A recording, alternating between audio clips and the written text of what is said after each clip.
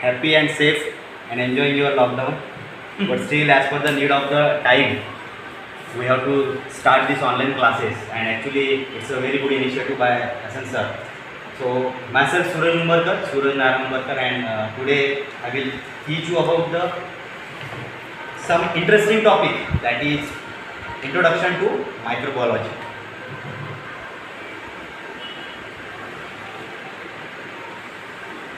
Introduction to microbiology.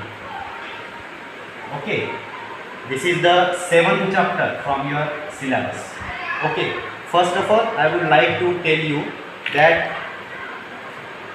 except us means except the human beings, the plants, the trees, the herbs, the shrubs, then different particular small organisms, there are some minute organisms which are invisible to our naked eyes. More than the population of the all the organisms, all living organisms on the earth, these minute organisms are present all over the world, and these organisms are called as microorganisms. Microorganisms. Micro means very minute, tiny, and organisms. इसको हम small भी बोल सकते, tiny भी बोल सकते. Okay, different words are there, but these organisms cannot be seen by our naked eyes. These organisms cannot be seen by our naked eyes.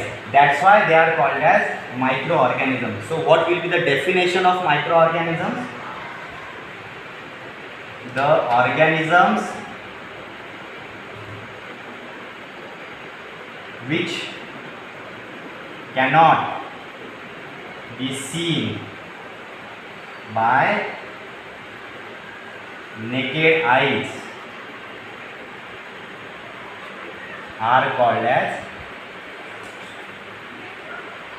microorganisms. Okay, understood? The organisms which cannot be seen by the naked eyes are called as microorganisms. Now, most important thing, that these microorganisms are omnipresent. They are omnipresent. Now, what is meant by omnipresent? What we can understand about this word omnipresent?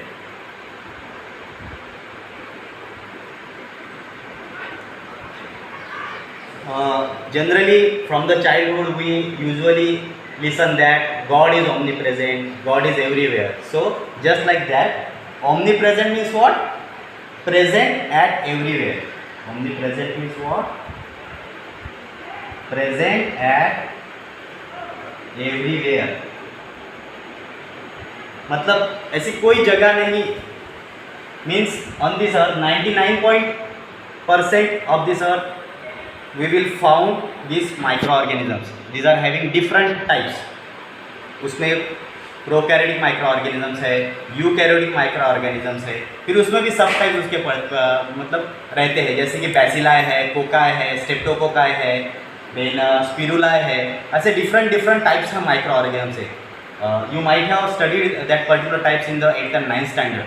So the study of these microorganisms is called as the microbiology. Rather to say, the better definition of the microbiology is the collection of the study of collection,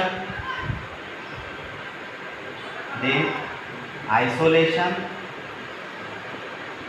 identification, and nomenclature of microbes. Microorganisms को microbes भी बोलते हैं. Microbes is called as the microbiology. Means in microbiology what we do, we just collect these particular types of microorganisms, then isolate them, identify them, give them names, that is nomenclature. Naming to the particular organisms is known as the nomenclature system. किसी particular organism को नाम देना, जैसे कि scientist अभी अलग अलग तरह के रिसर्च करते रहते हैं। करंटली अभी ये बहुत बड़ा पैंडेमिक शुरू हुआ है जिसकी वजह से सभी लॉकडाउन वगैरह हो गया है, बहुत सी डेथ हो गई है, बहुत से इंसान बीमार पड़ रहे हैं।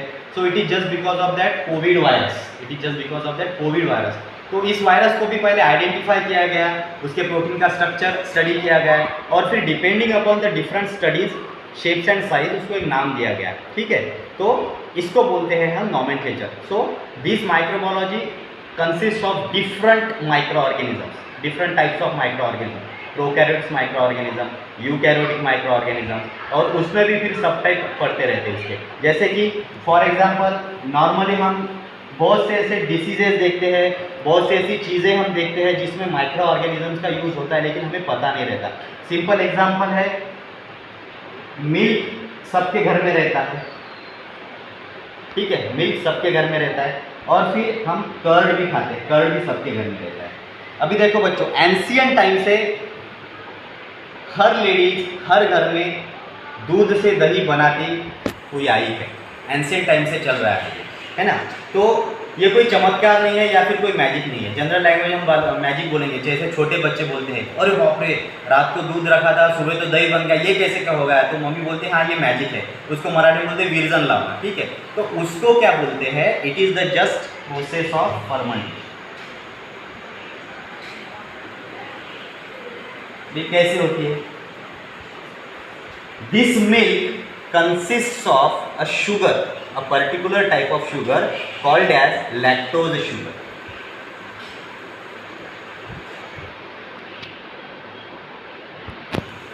मिल्क में कौन सी शुगर होती है, लैक्टोज शुगर। देखो बच्चों, हर किसी चीज़ में कुछ शुगर के कंटेंट्स रहते हैं, अलग अलग शुगर के टाइप भी होते हैं। हम जो शुगर खाते हैं वो सुक्रोज शुगर है, ये गन्ने से बनी हुई होती है। फ्रूट्स में भी शुगर रहती है, उसको फ्रुक्टोज शुगर बोलते हैं। ये सब कार्बोहाइड्रेट्स के टाइप है, ये सब कार्बोहाइड्रेट्स के टाइप है। Carbon, hydrogen and oxygen combines to form carbohydrate, so sucrose, fructose. वैसे ही मिल्क में जो शुगर रहती है उसे बोलते हैं लैक्टोज शुगर। सो क्या होता है, ये मिल्क से ये कर्ड कैसे तैयार होता है, सुबह रात को हम देखते हैं मम्मी थोड़ा सा दही, 1 चम्मच दही एक पतीले में दूध में डाल देती है, पतीले भर दूध में डाल देते हैं, तो सुबह जब हम देखते हैं तो उसका दही बना हुआ होता है। So what actually process happen, so क्या होता है, देखो अभी मज़ा, इस मिल्क में ये लैक्टोज शुगर है, ये जो कर्ड है इसका जो 1 स्पून हमने इस मिल्क में डाला, ओके, इस कर्ड में मतलब दही में पर्टिकुलर टाइप ऑफ बैक्टीरिया रहते हैं जिसको बोलते हैं लैक्टोबैसिलाई, लैक्टोबैसिलाई। ये typical type of micro organism है, इसको बैक्टीरिया बोलते हैं, और इनका ब्रांड नेम जिसको हम बोलेंगे उसको हम बोलेंगे लैक्टोबैसिलाई। तो ये जो लैक्टोबैसिलाई है, these lactobacilli are acid producing microorganisms, acid producing microbes, इसको हम बोलेंगे एसिड प्रोड्यूसिंग माइक्रोब्स। ठीक है, तो ये जो है ये एसिड प्रोड्यूसिंग माइक्रोब्स है। ओके, तो अभी ये लैक्टोबैसिलाई इस मिल्क में चले गए, what will they do, this lactobacilli this lactobacilli produces acid in this milk. How? These lactobacilli break down this lactose sugar. These lactobacilli break down this lactose sugar into its simpler forms.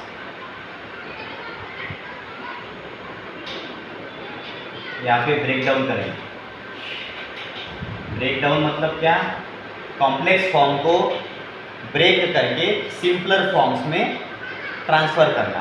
सो जब ये lactose sugar पे this lactobacilli aids lactose sugar by the breakdown of the its original structure converts into lactic acid, और उसकी वजह से क्या होता है, जैसे ही लैक्टिक एसिड प्रोड्यूस हो गया मिल्क में, मिल्क का पीएच जो रहता है वो डिक्रीज हो जाता है। और सबसे पहले क्या होता है, तो मिल्क में एक प्रोटीन रहता है, मिल्क में एक प्रोटीन रहता है, उसको बोलते हैं कैसेइन। ये कैसेइन क्या है? एक मिल्क प्रोटीन है। कैसेइन क्या है? एक मिल्क प्रोटीन है। ये कैसेइन ब्रेकडाउन हो जाता है और कोएगुलेट होता है। हम लोग देखते हैं ना कर्ड में क्लम्स रहते हैं, जैसा मिल्क जो रहता है, वाटर जो रहता है वो एकदम प्लेन रहता है, प्लेन वाटर या प्लेन मिल्क जो रहेगा वो एकदम लिक्विड रहेगा, लेकिन कर्ड में क्या होता है, क्लम्स मिलते हैं हमको, क्लम्स रहते हैं। That clumps are because of the coagulation of the milk protein that is casein. Because of this acid production ये जो कैसेइन नाम का प्रोटीन है, मिल्क प्रोटीन जिसको बोलते हैं, वो कोएगुलेट हो जाता है और उससे क्या होता है, वहाँ पे क्लम्स फॉर्म हो जाते हैं और एसिड तो फॉर्म हो ही गया, और इस तरह से मिल्क से ये कर्ड तैयार हो जाता है। लैक्टिक एसिड हो गया तो यहाँ पे कर्ड आ जाता है। So in this way during the whole night this process goes on, and in this way these lactobacilli converts milk into curd. So this is just a simple process of fermentation. So ऐसी बहुत से processes हमें पढ़नी है इस chapter में, अलग अलग तरह की प्रोसेसेस होती है। जैसे कि अभी मिल्क से हमने कर्ड बना लिया, तो फिर यहाँ पे चीज़ भी बनता है, पनीर भी बनता है, ठीक है ना।